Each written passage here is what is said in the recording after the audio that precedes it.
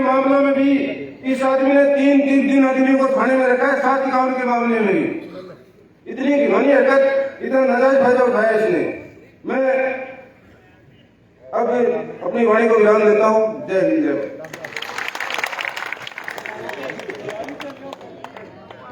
प्रधान जी के लिए जोरदार तालियां।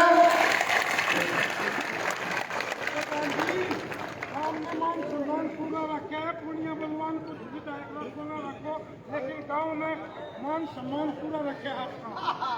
बिल्कुल पूरे गांव में पूरा मान सम्मान प्रधान जी का रखा। जोरदार तालियां।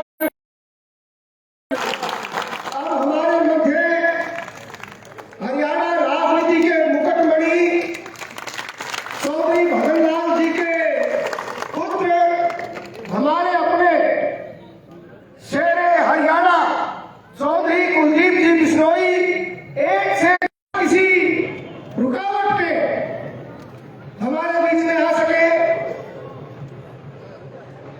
ढोल नगाड़ों के साथ हरियाणा के बब्बर से हरियाणा राजनीति के मुकुटमणि, हिंदुस्तान के सबसे संवेदनशील नेता चौधरी भजनलाल जी के पुत्र, वही देश वही और जोरदार तालियों के साथ आदरणीय कुलदीप जी बिश्नोई।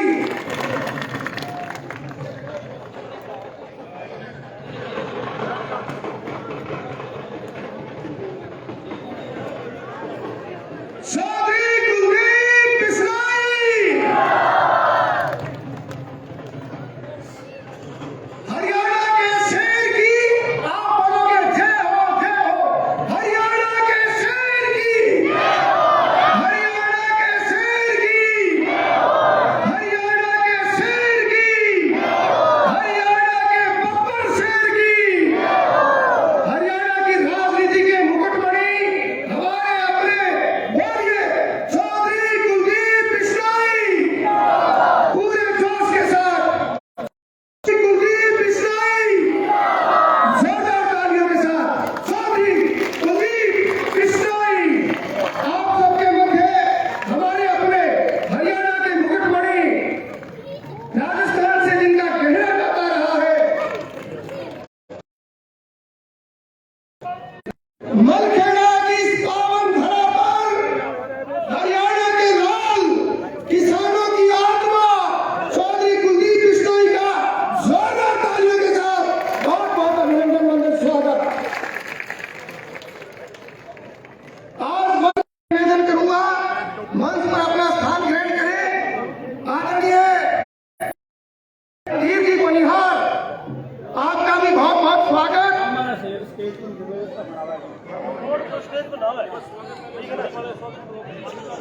मैं सामूहिक रूप से बड़ी माला के साथ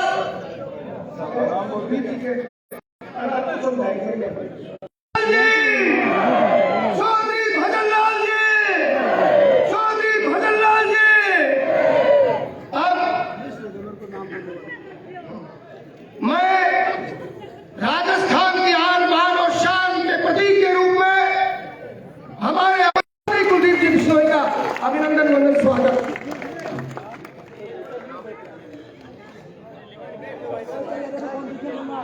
आदरणीय घासीराम जी पूनिया, पूर्व सरपंच साहब मोहम्मद राम जी स्वामी,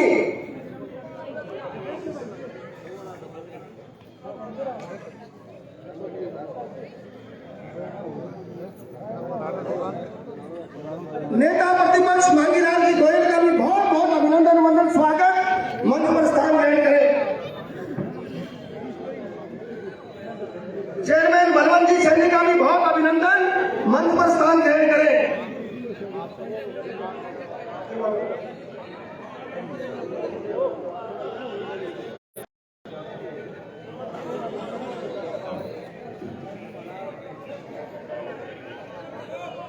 मलखेड़ा की पावन धरा पर हरियाणा के बब्बर शेर का जोरदार तालियों के साथ बहुत बहुत अभिनंदन, वंदन, स्वागत।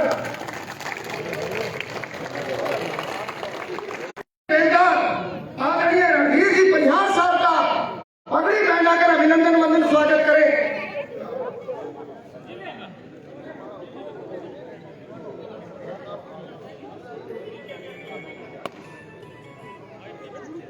आदरणीय वेद प्रकाश जी पूनिया, आदरणीय महेंद्र जी बेलदार साहब, जोरदार तालियां पर यहाँ कर रहा हूँ आपके अभिनंदन के लिए। आदरणीय वेद प्रकाश जी पूनिया और आदरणीय रामजी लाल जी लूणा, आदरणीय वेद प्रकाश जी पूनिया और आदरणीय रामजी लाल जी लूणा आए और जयदीप सिंह जी डूडी का पगड़ी पहनाकर अभिनंदन वंदन स्वागत करें। पगड़ी तो दो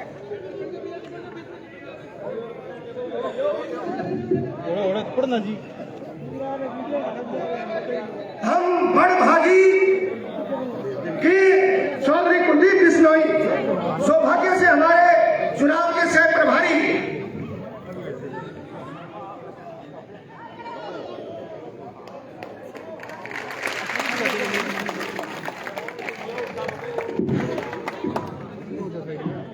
अब मैं आमंत्रित कर रहा हूं हमारे अपने भारतीय जनता पार्टी के उम्मीदवार जन जन के प्रिय जोरदार तालियों के साथ संजीव जी बेनीवाल साहब,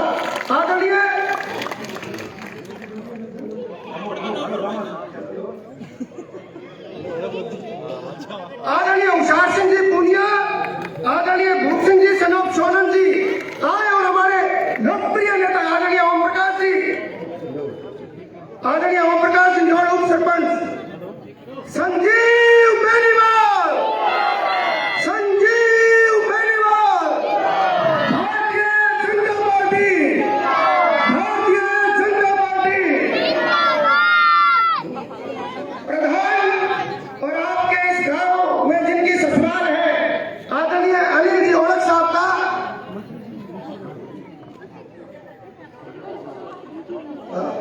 प्रधान जी का अभिनंदन वंदन स्वागत के लिए जीवन राम जी बराड़ा, जीवन राम जी बराड़ा और जगदीश जी बिश्नोई आए और प्रधान अनिल जी ओलख का अभिनंदन वंदन स्वागत करें।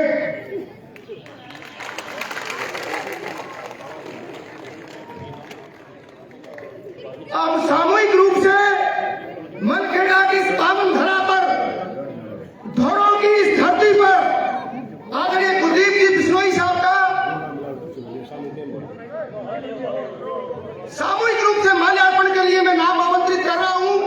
आदरणीय संजीव जी, आदरणीय कुलदीप जी बिश्नोई, राम स्वरूप भाकर साहब, जीवन राम जी बराड़ा, जोगेंद्र जी न्योर, ज्ञानी राम जी धाड़क, हरि सिंह जी धाड़क, संपूर्ण जाखड़ परिवार, संपूर्ण नायक परिवार, राम जी चोपड़ा, प्रभु जी पेंटर चोपड़ा, सुरेंद्र जी चोपड़ा, बौद्ध राम जी, फुला राम जी बुना, मोहन जी धाड़क, सतवीर जी धाड़क, कौर सिंह जी धाड़क, धर्मपाल जी धाड़क, आमराम जी सहारण, उषार सिंह जी सिला, राम स्वरूप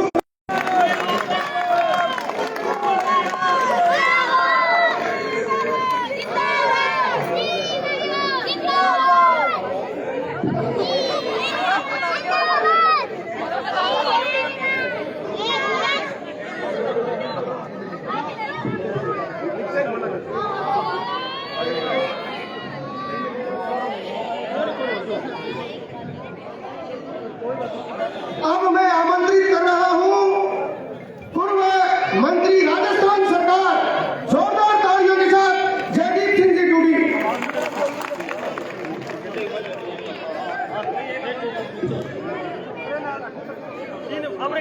मेरा सभी ग्रामवासियों से निवेदन है कि स्टेज से नीचे उतरकर अपने जो मेहमान आए हैं उनका आतिथ्य जोरदार करने की कोशिश करें। आप सभी से निवेदन है बेटा स्टेज पर जगह छोड़कर साइड की कुर्सियों पर बैठे। धन्यवाद।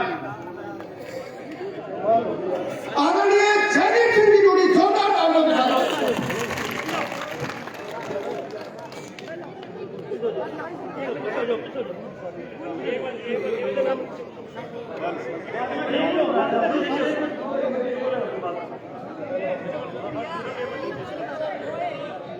मलखेड़ा की चुनावी सभा में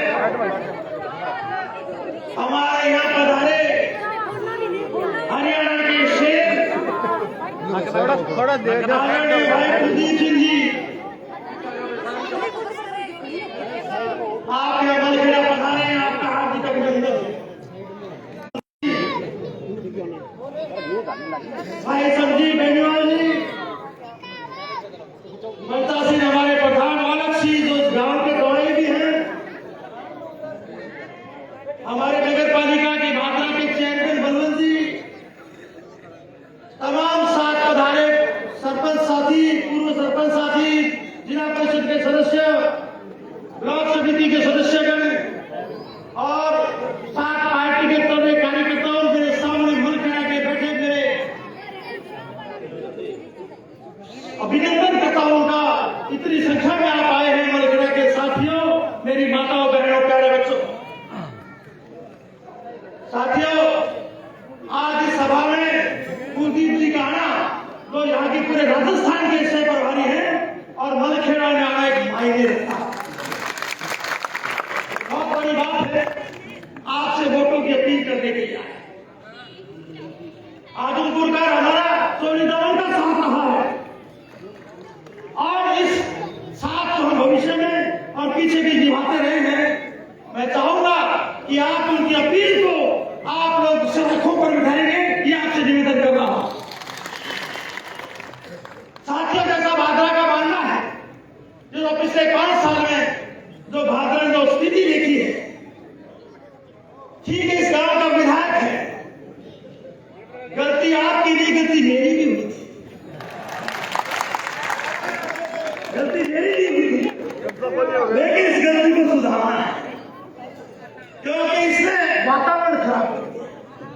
चुनाव संजीव जी ने मैंने आमने सामने लड़े, लेकिन भादरा का भाईचारा खत्म नहीं होने दिया, में हमने भाईचारा और इसने दुश्मनी निकालने का काम किया। याद रखिए, मेरे पिता ने लड़ते थे, साढ़े बढ़िया का रिश्ता था, वो कस्बा में मेरे पिताजी बेड़ा सारा बड़े रिश्तो, उसको कभी तार तार नहीं आपस में लड़ते जुड़ते चुनाव, लेकिन सामाजिक सौहार्द हमने बनाया। साथियों, एक खड़ो बड़ी नहीं हुए, एक और इस तरह के निभाए हुए बेगवा शुक्रिया।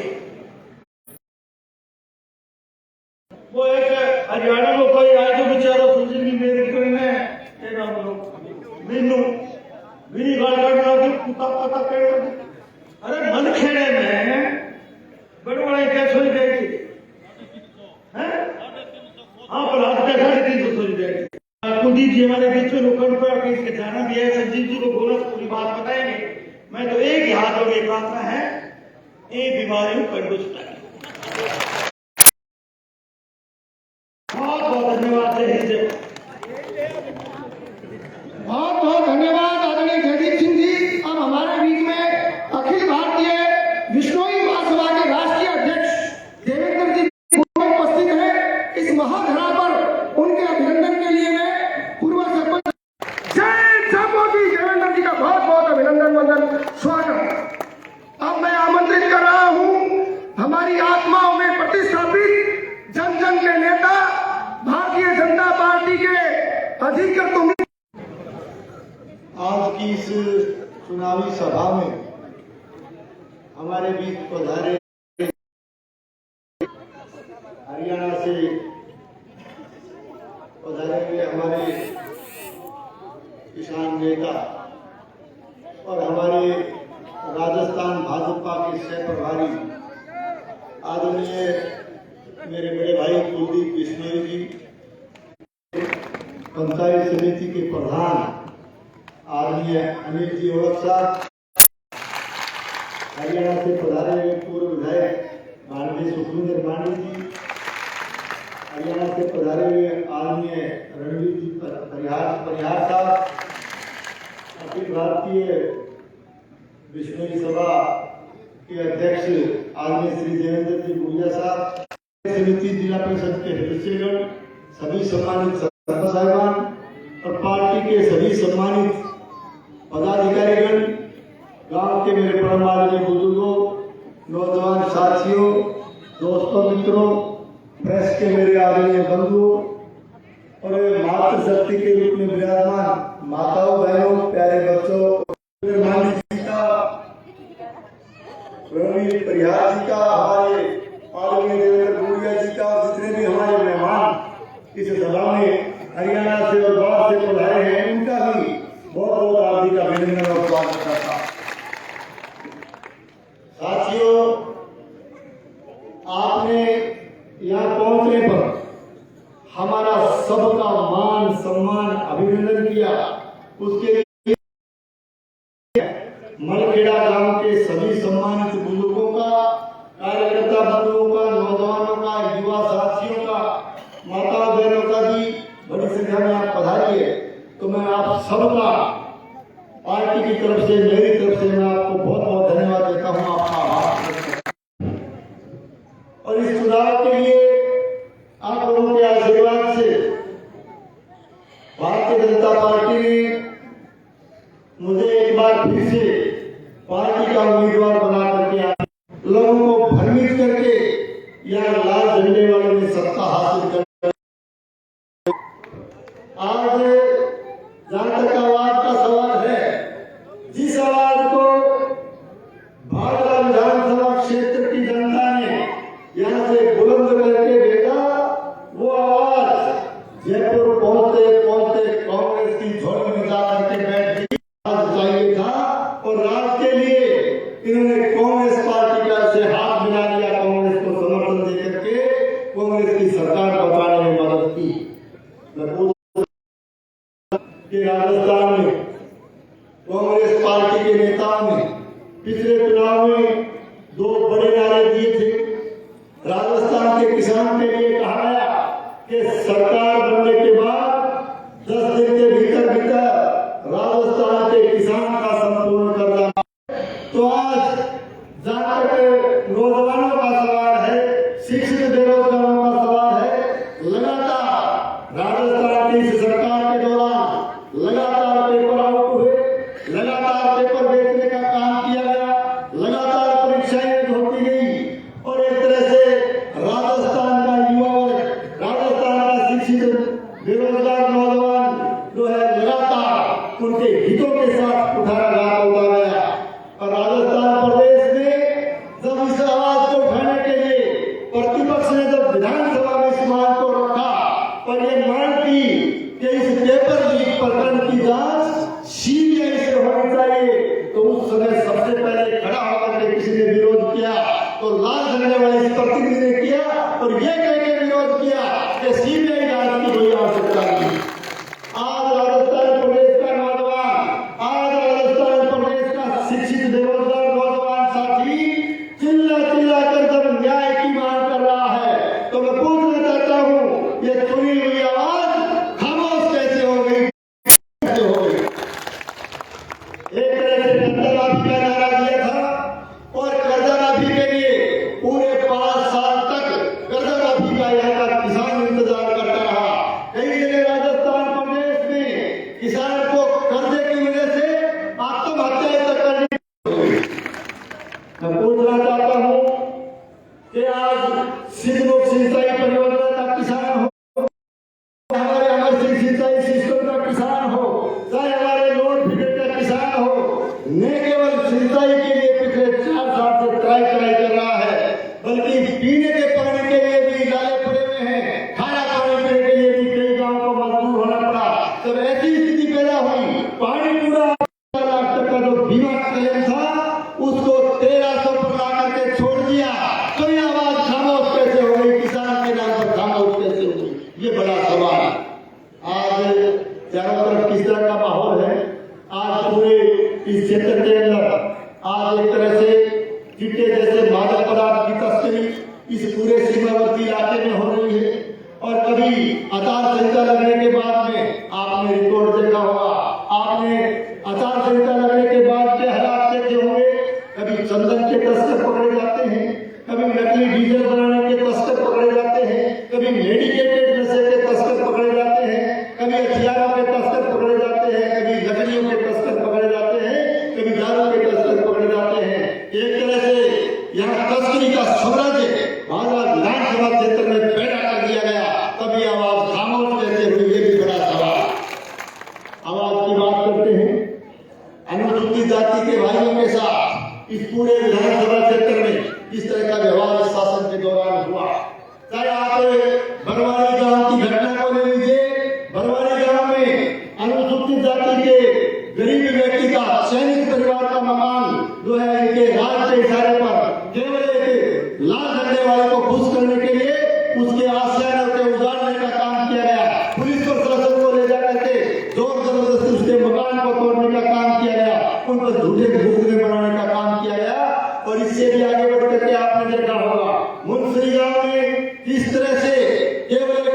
को खुश करने के लिए अनुसूचित जाति के वहां जो है अनुसूचित जाति के लोगों के खड़ी फसल को, नरमे की फसल को जो है तबाह करके रातों रात वहां रास्ता मंजूर करवाया गया, एसडीएम पर दबाव बनाया गया और उसकी खड़ी फसल को तबाह करके वहां से जबरन रास्ता निकालने का काम किया।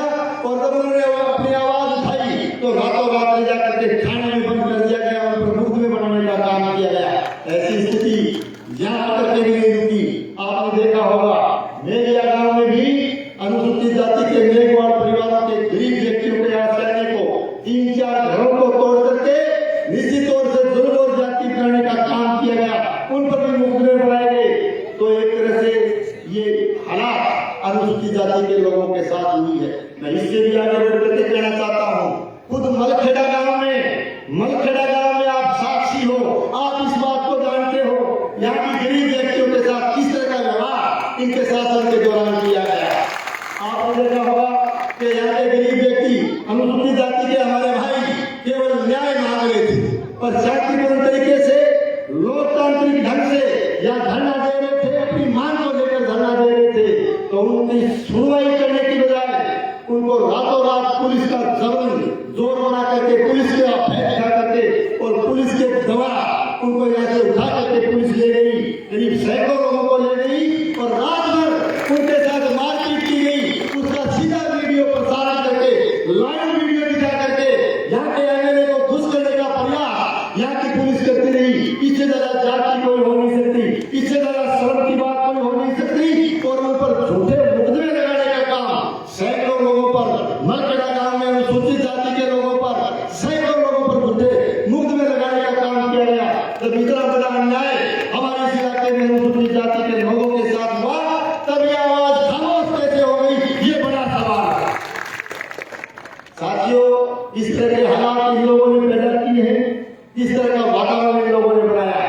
हम अभी मेरे से पहले भाई मेरे ड्यूटी जी बता रहे थे कि साफ सुथरी राजनीति इस भादरा विधानसभा क्षेत्र की हुआ करती थी। देश की आजादी के बाद अनेक लोगों को आपने यहाँ सेवा करने का मौका दिया है, अनेक लोगों को आपने प्रतिनिधि चुन करके भेजा है। राजकाज आते जाते रहते हैं, सरकारें भी आती जाती रहती है, हार जीत भी चलती रहती है और राज भी आते रहते हैं। लेकिन सबका प्रयास ये रहा कि भादरा में एक साफ सुथरी राजनीति बनी रहे, भादरा का भाईचारा बना रहे, सांप्रदायिक सौहार्द बना रहे, सद्भाव बना रहे। ये प्रयास हर व्यक्ति के द्वारा किया गया। तब जाकर के भादरा का सोने जैसा इतिहास यहाँ की जनता के सहयोग से सोने जैसा इतिहास लगा रहा। मैं कहना चाहता हूँ कि पहली बार देश की आजादी के बाद ये पहली बार आपने देखा होगा कि यहाँ पहली बार भादरा में रंजिश की राजनीति की गई। पहली बार जिनसे राजनीति के विचार मेल नहीं खाते उनसे टारगेट बना करके दुश्मनी निकालने का काम किया जाता और एक तरह से सरकार का दबाव बना करके राज के नशे में आकर के लोगों को तंग और परेशान करने का काम किया गया। इस तरह के हालात या पहली बार बने। मैं आपसे निवेदन करने के लिए आया हूँ कि आज किस तरह की अमर्यादित भाषाएं बोली जा रही है, किस तरह का व्यवहार लोगों के साथ किया जा रहा है। और अमर्यादित भाषा बोलने का तो इन लोगों ने एक तरह से ये बहुत गरिमा में पद पे बैठे हुए हैं, पद की गरिमा का ध्यान रखा जाना चाहिए और एक पद की भी बहुत बड़ी मर्यादाएं होती है। इन लोगों ने लगातार सारी की सारी मर्यादाओं की लक्ष्मण रेखा लाने का भी काम किया। कदे तो कदे कहीं काटियों बताए, कदे कहीं और की बताए, कदे प्रधान जी ने गाड़ काटे, कदे कहीं और प्रतिनिधि गाड़ काटे, कदे कहीं जो है ना कई बार में ऐसे अमर्यादित भाषा बोले तो काटियों को तेरी बात तो मैं थनाई की बात कहना चाहूँ। और आप ही स्वीकार करें करना तो सोने फिल्म वालों को पर जी तो भाई जो बात सुन ली मेरी ठिकान खोल ली। सोने वाला गबर सिंह तो है मानी बात, उन्हें एक काम कर दियो से वोट को जो तो मार दो 25 तक। सोने फिल्म देखड़ी है ये सोने फिल्म में गबर सिंह भी इलाज हो नहीं और गबर सिंह को इलाज कर करे हो कलाकार को नाम के हो संजीव कुमार और मेरा नाम भी संजीव कुमार है। कि गब्बर सिंह को पक्को याद करने वाले 25 तारीख में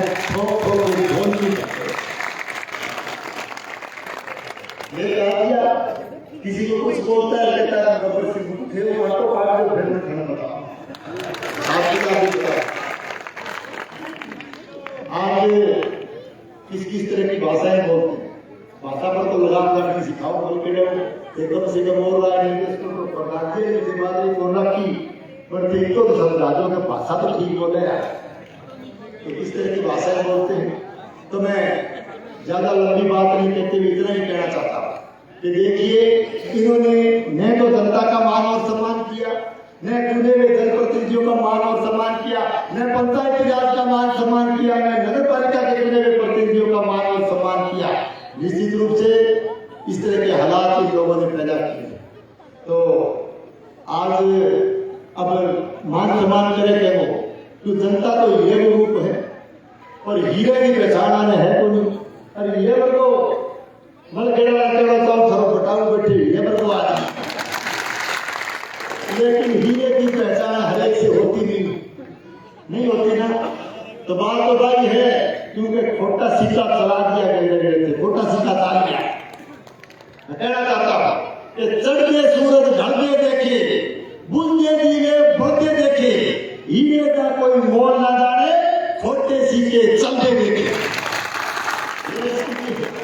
किस तरह की स्थिति पैदा की आज प्रधान जी कितनी मार्मिक बात का धारा अपील करा के यार मेरी बात आप दो तो राज कर यारो और तो वोट दे नहीं रहे हो और वोट दे नहीं रहे हो तो अगर कोई न्यारा भी दे रहा हो वो एक वोट तो है क्या दे दियो थे कम से कम न्यारा बने और फिर तुम्हारी भी दे दियो मांगे ला दे लो यार और आज एक बात है कि गड्ढा बोल गया प्रधान जी गड्ढा बोल गया आज सामने फेसबुक पर लाइव आओ और फिर एकदम लाल पीड़ो है वो फिर गुस्सा हो बेली ने गुस्सा बहुत ज्यादा है बेली ने टीका रखे तो बेली भाई एबे क्या नौकरी में बेली को नहीं घड़ाई मेरे सरदार छोड़ के बेली को तो कैसा नहीं भाई अपन लेकिन बेली ने गुस्सा तो बहुत ज्यादा है मेरे तो पड़ोसी है मेरे को तो साथी तब तो बोले प्रधान जी आज सारे पर भी गुस्सा करे वो तो मैं कहना चाहता हूँ बेली ने भी देखो झूठे वादे करता है और झूठी कसमें खाता है मैं कहना चाहता हूँ ना झूठे वादे किया कर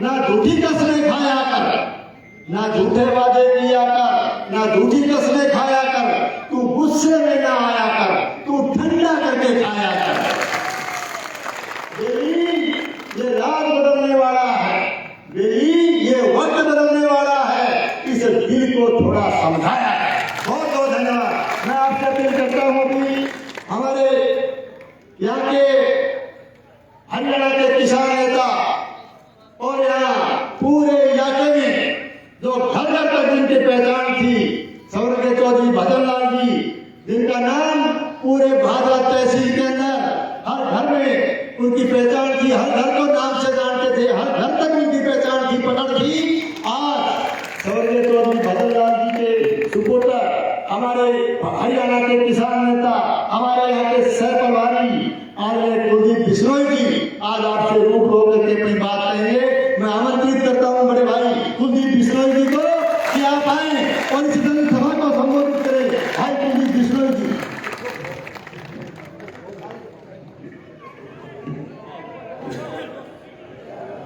आप सभी को मेरा नमस्कार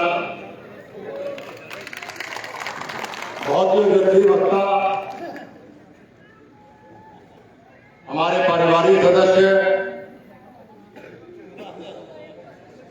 और आपके इलाके के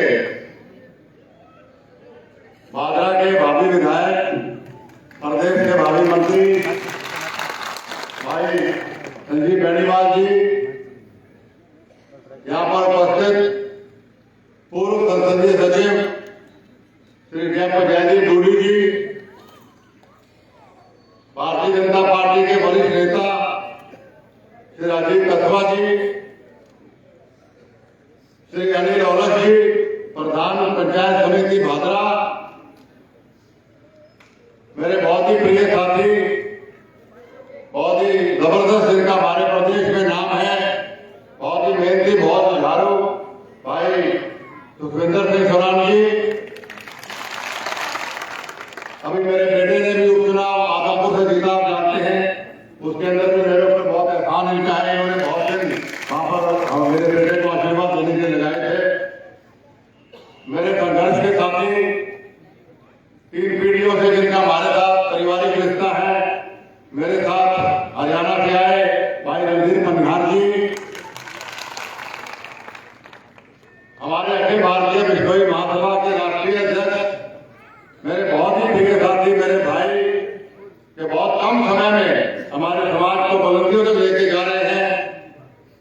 भाई देवेंद्र जी बुढ़िया जी,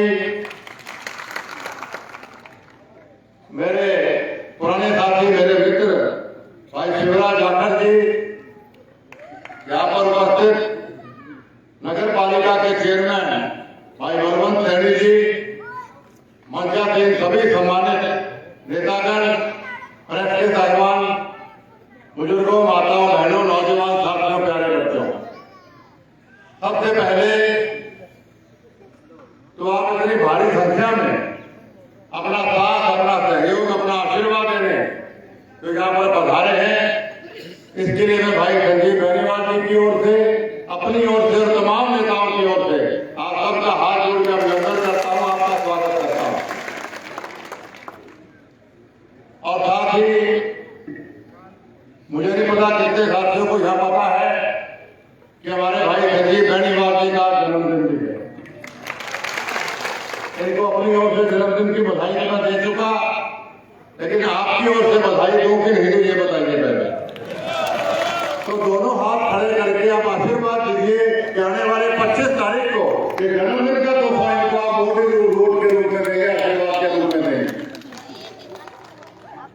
मेरा जब भादरा आने का कार्यक्रम बना तो मन प्रसन्न हुआ, क्योंकि इस इलाके से मेरे पिताजी स्वर्गीय युग पुरुष चौधरी भजन लाल जी का व्यक्तिगत लगाव था, भावनात्मक लगाव था, पारिवारिक लगाव था। हमेशा मुझे कहते थे कि आदमपुर और भादरा में मैं कोई फर्क नहीं समझता। आदमपुर आपका साथ वाला होता, 55 साल से लगातार हमारा परिवार वहां से जीता रहा है आपके आशीर्वाद से। और जब भी हम चुनाव हार जाते हैं तो यह भादरा के बहुत साथी बिन बुलाए, क्योंकि पिताजी से प्यार उनका इतना है, वो अपने रिश्तेदारियों में सब जगह वोट मांगने आते हैं।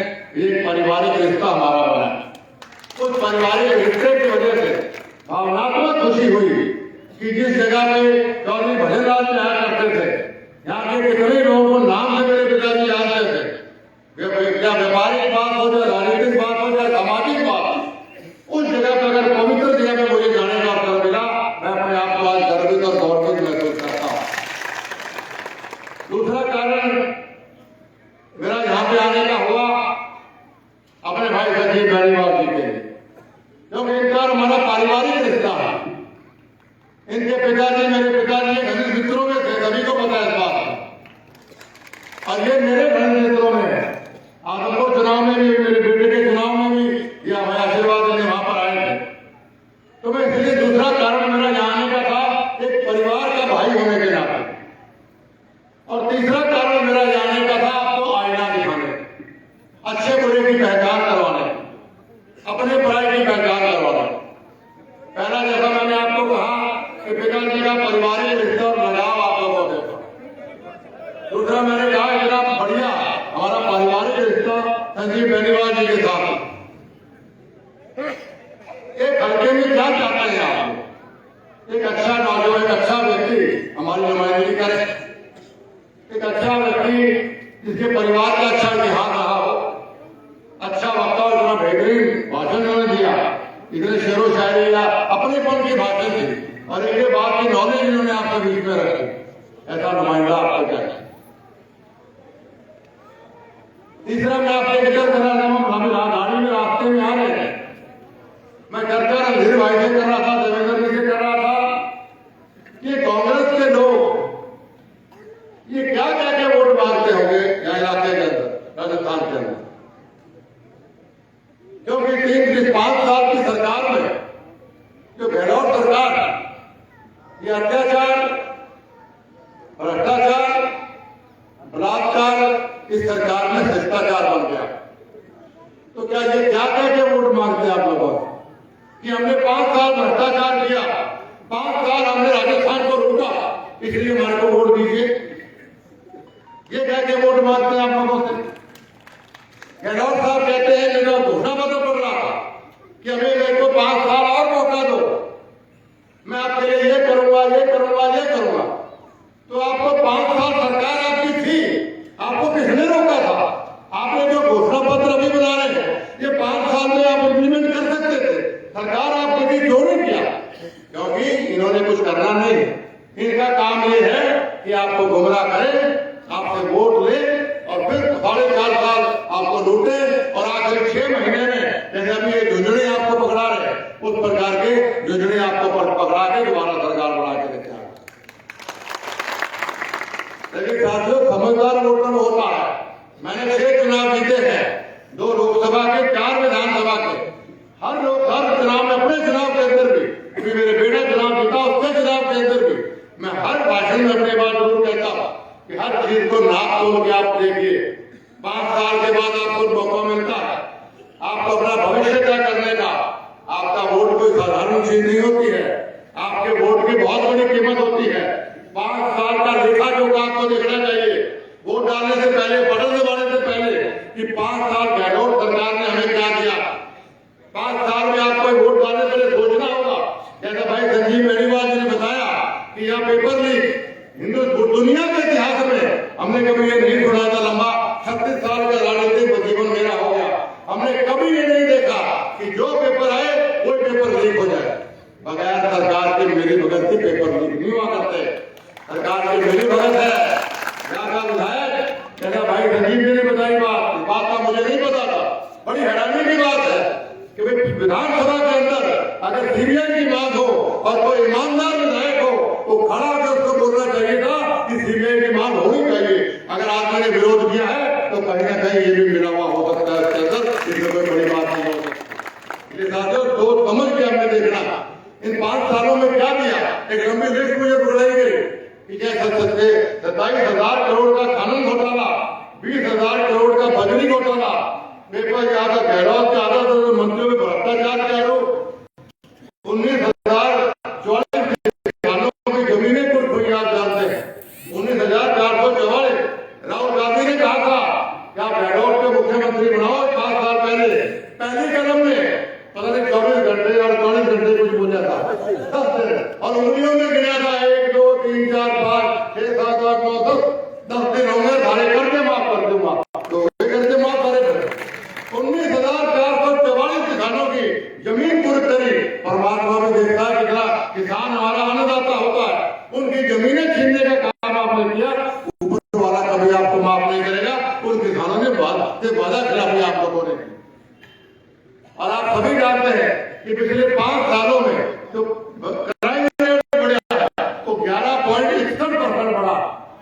क्राइम जो बढ़ता है किसी प्रदेश में, कोई भी गुंडे बदमाश होते हैं, कोई भी आम आदमी समझदार आदमी समझ सकता, बगैर सरकार के संरक्षण के कोई आदमी बदमाशी नहीं कर सकता। अगर कोई एक पुलिस वाला भी खड़ा हो तो कोई गांव में 10 बदमाश होंगे, उसकी कहीं देखने की हिम्मत नहीं हो सकती। लेकिन अगर कोई पुलिस की जीप खड़ी हो और वो मिले हो खुश किए उन लोगों को तो खुलेआम लूट बजाई जाएगी। तो 11.5% क्राइम बढ़ता। और आप जानते हैं महिलाओं पे बलात्कार की 1331 केस दर्ज हुए पिछले 1 साल के अंदर। सामूहिक बलात्कार के 4,500 केस के ऊपर दर्ज हुए। आप जानते हैं बलात्कार के सामूहिक 1300 बलात्कार 45,000 हमारी बहू बेटियों के साथ बलात्कार इस प्रदेश की सरकार में हुआ। तो क्या कोई बहू बेटी वाला आदमी इस कांग्रेस पार्टी को वोट देना चाहेगा?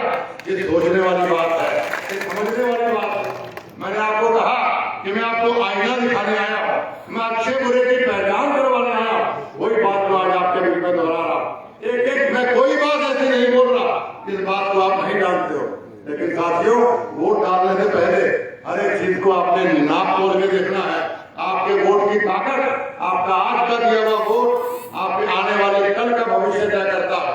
आपका आज का दिया हुआ वोट आपके बच्चों का भविष्य तय करता है।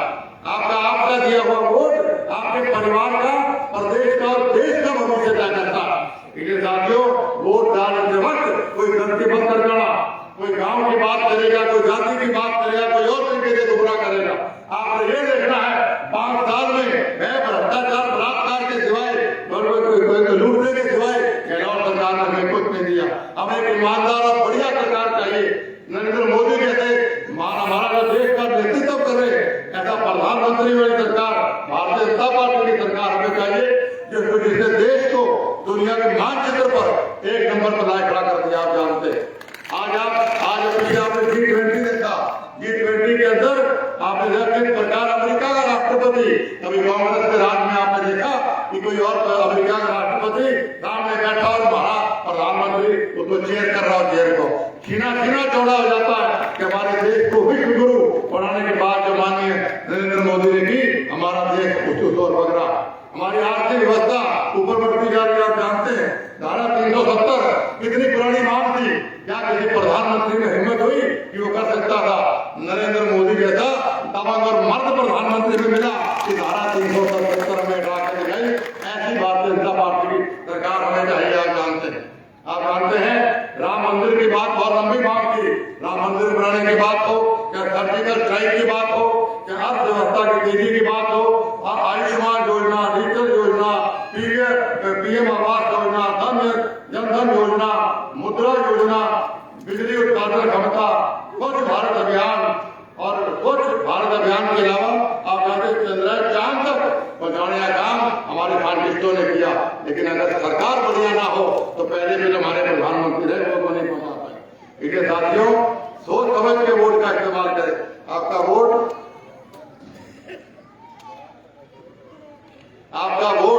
आपकी ताकत है।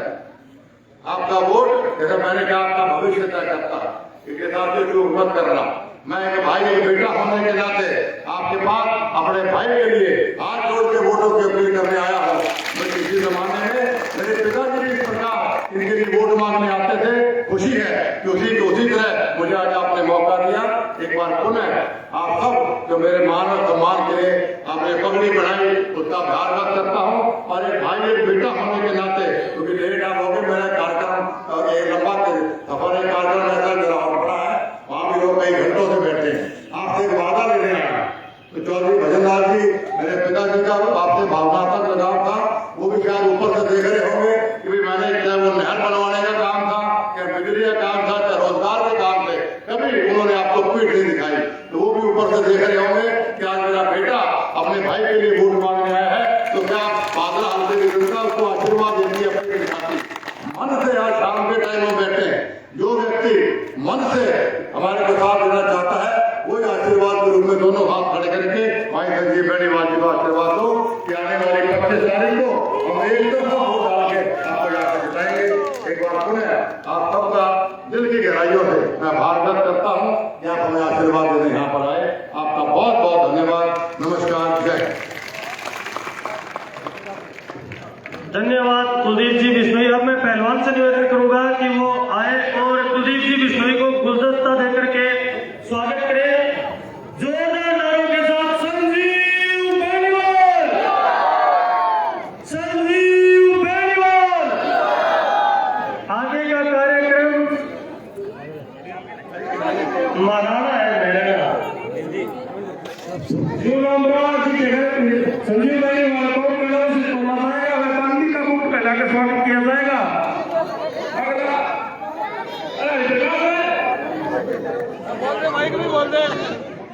अगला कार्यक्रम भल्लू बता दिया, खुली हो गया सारा। और भी है मेरे ख्याल में, बताइए।